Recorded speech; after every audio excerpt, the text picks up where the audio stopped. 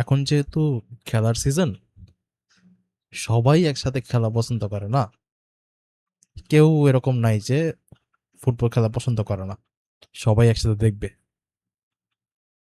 দুনিয়া এমন কেউ নাই যে ফুটবল খেলা নিয়ে বাজে কথা বলবে না। সব চ্যানেলে সবাই পজিটিভলি, সবাই ফাটায় উৎসাহ নিয়ে দেখতেছে জিনিসটা। শুনতে উইয়ার্ড লাগতেছে কিনা জানি না, but I find that pretty weird. একটা জিনিস, খুবই সিম্পল একটা গেম, কিভাবে এত বেশি মানুষ একসাথে পছন্দ করে, অ্যান্ড কোনো পুশব্যাক নাই। আছে, টুকটাক আছে, এমন যে একদমই নাই যে এরকম না। মানে বেশি দূরে যাইতে হয় না যে জাস্ট আমেরিকানদের দিকে তাকাইতে বললে ওরা ফুটবল বলবে না সকার বলবে, এরকম কথাবার্তা ওঠে। বাট উইয়ার্ড লাগে যে একই সাথে এত মিলিয়ন এই নাম্বার গুলা কে পাইতেছে যে এতগুলা মানুষ একসাথে পছন্দ করে। I don't think every country in the world plays football. যার যার কান্ট্রি যার যার একটা ট্রেডিশন আছে। বাংলাদেশের সবাই খেলা দেখবে না, দেখবে না, সবাই যার যার একটা লাইফ আছে। রাতে বসে বসে এরকম খেলা দেখার কোনো একটা ইয়ে নাই। বাট সবাই জার্সি টার্সি কিনে একদম ফাটাই দিতেছে। কেমনে এটা হইলো আমার মাথায় এসে এটা প্রশ্ন। এই প্রশ্নটা প্রবাবলি জাস্ট আমিই করতেছি, আর কেউ করার কথা না। এই ধরনের জিনিসপাতি আমি খুবই weird, I acknowledge that. Still if you are listening, thank you so much, let's continue. So just thought process আর কি। নাম্বারস গুলো আসলে কে দেয় যে এতগুলো মানুষ একসাথে খেলাগুলো দেখতেছে, এতগুলো মানুষ একসাথে স্টেডিয়ামে ঢুকতেছে? আচ্ছা, স্টেডিয়ামে এটা তো ভেরিফাই করা যায়, বাট এর বাইরে যে এতগুলো ভিউয়ার্স হইতেছে, এতগুলো হাবিজাবি, তার কতটুকুই বা রিয়েল? আমরা তো ডেড ইন্টারনেট থিওরির কথা তো শুনছি, রাইট? এই থিওরিটার মানে কি? অনলাইন স্পেসে মোর দেন 50% যে ট্রাফিক, পুরাটাই বট, নো হিউম্যান প্রেসেন্স। অ্যান্ড এটা রেগুলারলি বাড়ছে। ফেসবুকে হোক, টুইটারে হোক, যেই প্ল্যাটফর্মে হোক, ওইখানে হিউম্যান প্রেসেন্স খুবই কম। কে মানুষ, কে রোবট, কে চ্যাট জিপিটি, কোনো আইডিয়া নাই এখন। সো এটা আজকে এখন যে এরকম তা না, এটা 10 বছর আগেও ছিল। So this is actually my question, যে এত লম্বা সময় ধরে একটা জিনিস কিভাবে এত লাইকড থাকতে পারে? মার্কেটিং ওয়ার্কস, মার্কেটিং কাজ করে আমরা সবাই জানি।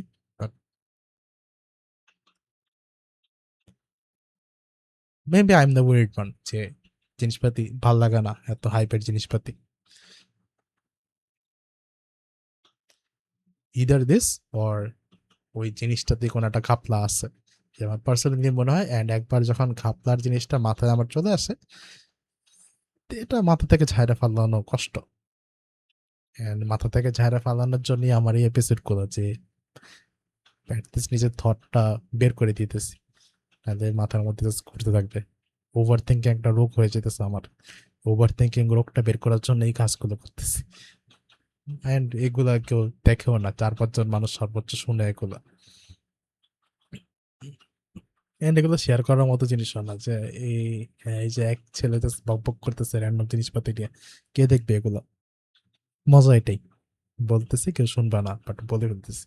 অনলাইনে দিছি, ওপেনে আছে সবকিছু, সবাই চাইলেই শুনতে পারে, বাট শুনবে না। এই জন্য। So that's continue with my conspiracy. আমার মনে হয় না ফুটবল এতটা জনপ্রিয় যতটুকু বলা হয়। অ্যান্ড এই বছর আরো জিনিসটা কমবে কেন? ফার্স্ট, আমেরিকাতে হচ্ছে, আমেরিকান কয়েক 2-3টা এক্সট্রা হোস্ট আছে। এখানে কি কি কি যে খটকা লাগলো, মানে আমরা তো আই থিঙ্ক যথেষ্ট বয়কট বয়কট খেলছি কয়দিন আগে। কই কিসের বয়কট, সবাই তো জার্সি নিয়ে মাতামাতি করতেছে। একদম যারা হার্ড কোর বয়কটার আছে তারাই বয়কট করে আছে। But the whole problem is পুরাটাই ফার্স্ট টু লাস্ট পারফরমেটিভ। হোক এটা বয়কট, হোক এটা প্রবলেমেটিক জিনিসপাতি সাপোর্ট করা, হোক এনিথিং, এভরিথিং ইজ পারফরমেটিভ। মানুষের প্রপার কোনো আইডিওলজি নেই। এক্সাম্পল দিই, কাতার বিশ্বকাপে প্রচুর শ্রমিক মারা গেছে, and we had no idea. ছোট্ট ছোট্ট just news outlet just news করা হয়েছে। আপনার কি মনে হয় না আমেরিকার বিশ্বকাপে যে স্টেডিয়াম বিটে সবগুলো রেডি করছে, ওখানেও মানুষ মরছে? Where is the pushback from any one? সবাই তো এই খেলা দেখার জন্য বসে আছে।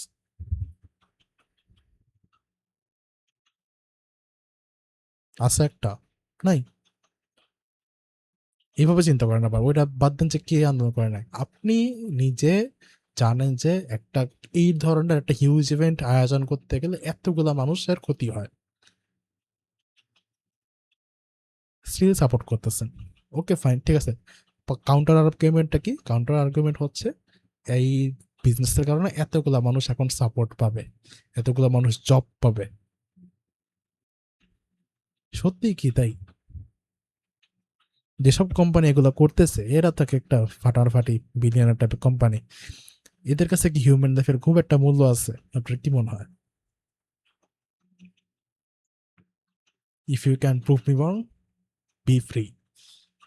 আমি চাই হোপফুল কোনো কথা বলুক মানুষ।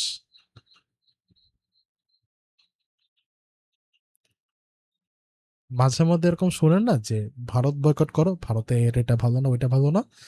আমি কিন্তু রেগুলার ভারত বয়কট করি। আই থিঙ্ক 10 বছরের উপর হয়ে গেছে জাস্ট ভারত বয়কট করে যেতেছি। I don't listen to Indian music, I don't watch any Indian shows, I don't watch any Indian movies, I don't watch any Indian YouTubers even. ওইটা probably একটু extreme, but I just don't do that. I don't like that language. I just hate everything about it, and I never plan to go there. যাওয়া হয়তো যেতে পারে, but I just hate that culture in general, and I hate the products also.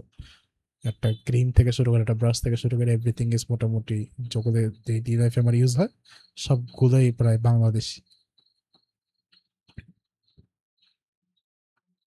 But ওই যে বললাম না, actually যারা boycott করে ওরা সব এমনিতেই বয়কট করে আসতেছে, বাকিরা সব পারফরমেটিভ।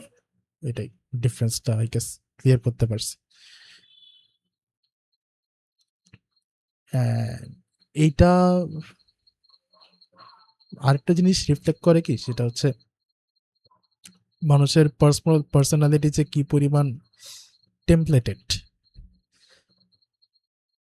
আমার পরিবেশে নেক্সট যে মানুষটা ক্লোজেস্ট, তার হবি আমার হবি, তার পছন্দ আমার পছন্দ। মানুষ তো এমনিতে বিলঙ্গিং খুঁজে, nothing wrong with that, but I think মানুষের একটুটা স্লাইটলি ব্রাঞ্চ আউট করা উচিত, যে না আই থিঙ্ক আমি এই জিনিসটা একটু এক্সপ্লোর করে দেখতে চাই। হু নোস, হয়তো তুমি একটুটা ডিফারেন্ট কিছু করতে পারো, and differences make things miraculous.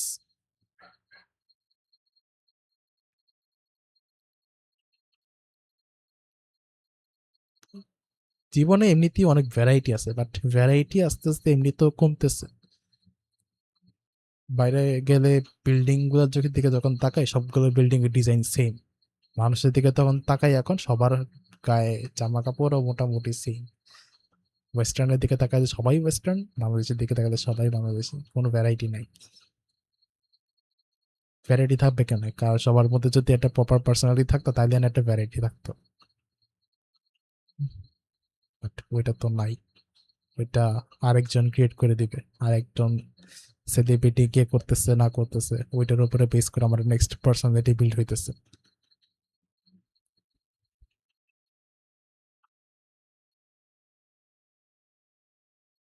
But এইটা ডিসলাইক করা মানুষের স্টার্ট করা উচিত। There is no way something there is that big does not get disliked by someone, and ওরা প্রবাবলি ভোকাল হইতে পারে না কারণ একটা পুশব্যাক আসবে। which is just another conversation যে মানুষ যে লেভেলের ইনসেনসিটিভ কেমনে প্রকাশ করবে মানুষ। এখন তো এমনিতেই মানুষ পোস্ট কমাই দিছে যে এই মুহূর্তে যে লেভেলের ক্রেজের মাঝখানে যেটা আমি নিজেই এই যে বলতেছি যে আই ফাকিং হেট ফুটবল দেখে যেটা বলতে I don't give a shit, আমার রাতের বেলা ঘুম ইম্পর্টেন্ট, খেলা দেখাটা ইনভেস্ট করতে পারবো না, হয়তো এটার কারণে অনেকগুলো গ্রুপ থেকে বেরিয়ে যেতে হবে। Group as in charger personal সার্কেলের কথা বলতেছি আর কি।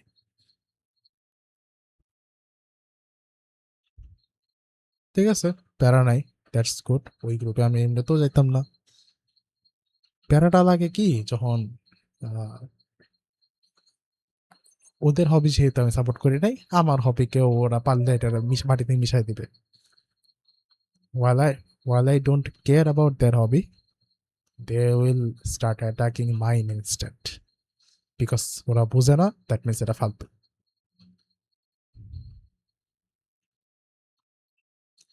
অ্যান্ড এটা মোটামুটি কমন, কারণ এইভাবেই তো ট্রাইবালিজম ক্রিয়েট হয়।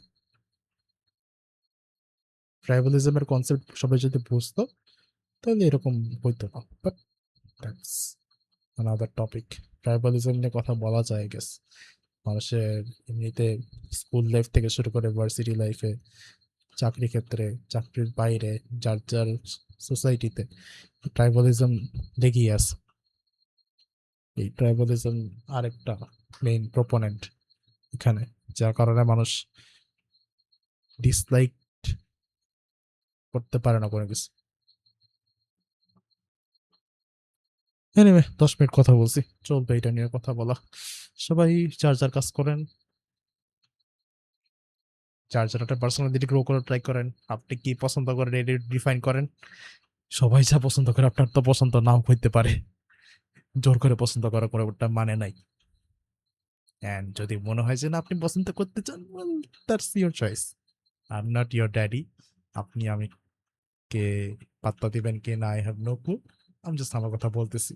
If you share my thoughts, that's okay. If you don't share my thoughts, that's also okay. That's it, thank you.